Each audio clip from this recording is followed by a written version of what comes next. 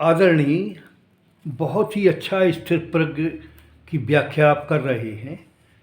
तो मेरा प्रश्न यह है कि स्थिर प्रज्ञ की कितनी दशाएं होती हैं? स्थित प्रज्ञ की मूलतः दो दशाएं होती हैं, युक्तावस्था और अयुक्तावस्था। युक्तावस्था उसकी सक्रिय अवस्था होती है, उसे चलना भी कहते हैं। अयुक्तावस्था उसकी निष्क्रिय अवस्था होती है, उसको बैठने के रूप में लिया जाता है। तो मुख्यतः दो दशाएं होती हैं, पहले अयुक्तावस्था और फिर युक्तावस्था। जी, स्थिर प्रज्ञ को वैराग्य की मूर्ति कहा गया है।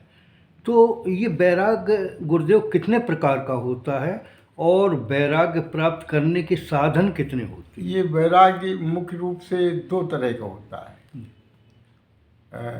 शारीरिक और मानसिक। जी। शारीरिक तो वैराग्य से विषय को इंद्रिय से अलग किया जाता है।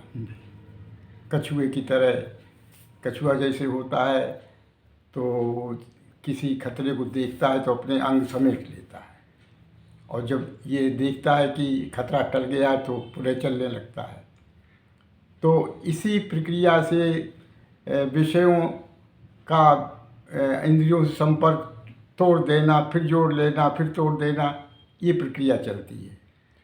मानसिक रूप में जो मानसिक वैराग्य होता है उसमें मन को जो इंद्रियों का रस होता है उससे अलग किया जाता है। वो भगवान के साक्षात्कार के बाद ही दूर होता है। जी, ये वैराग्य प्राप्त करने के साधन कितने होते हैं?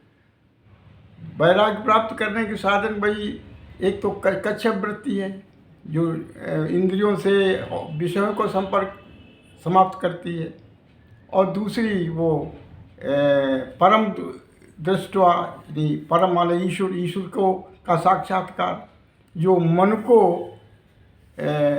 उसके विषय से अलग करता है।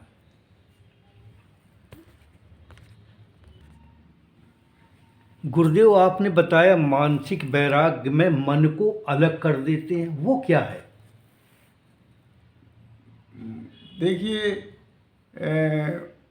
शारीरिक वैराग्य में इंद्रियां को अलग तो अलग विषयों से अलग कर देते हैं, लेकिन जो विषय में एक रस होता है मन उसका चिंतन करता रहता है।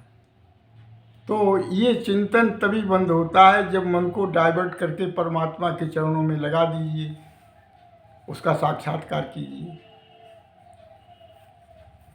इसके लिए एक वाक्य आया है, युक्त आसीत मत्परा, संयमस्य युक्त आसीत मत्परा, जिसको कि महर्षि अरविंद ने गीता का सार माना है। मन के प्रकोप से बचने के लिए मन एक इतना बलवान होता है कि उच्च से उच्च अवस्था प्राप्त साधक भी पीड़ित हो जाते हैं। तो उसके लिए ये कहा गया है कि मन को या आत्मा को परमात्मा से युक्त कर लीजिए और मतपर बन जाइए। युक्त के अर्थ होते हैं कि परमात्मा से युक्त होइए संयम के द्वारा। संयम के तीन अर्थ होते हैं, धारणा, ध्यान और समाधि। तो धारणा, ध्यान, समाधि के अभ्यास से भगवान से युक्त होना और फिर उन्हीं पर आश्रित हो जाना, ये गीता का ब्रह्म वाक्य है। जी, अगर व्यक्ति अयुक्त होता है तो अयुक्त होने का क्या दुष्परिणाम होता है? अयुक्त मन जब होता है तो वो इंद्रियां उसका हरण कर लेती हैं, और इंद्रियां बड़ी प्रमथनकारी होती हैं। वो विषय का रस का विषय का चिंतन करती हैं। चिंतन से आसक्ति पैदा होती है, आसक्ति से कामना उत्पन्न होती है। कामना अगर पूरी हो जाती है तो लोभ की प्रवृत्ति जागती है, लेकिन अगर कामना पूरी नहीं होती है तो क्रोध का विनाश चक्र प्रारंभ हो जाता है, जो आत्म जगत को नष्ट कर देता है। काम से क्रोध उत्पन्न होता है। क्रोधाभव सम्मोहा, क्रोध से सम्मोह, सम्मोह से सम्मोहा से स्मृति स्मृति से बुद्धि नष्ट होती है। बुद्धि नष्ट से आत्मा का विनाश होता है। तो एक विनाश की प्रक्रिया चल जाती है। तो एक और संदेह है गुरुदेव कि क्रोध किस प्रकार आत्म जगत को नष्ट करता है। बताया ना कि क्रोध से मोह उत्पन्न होता है।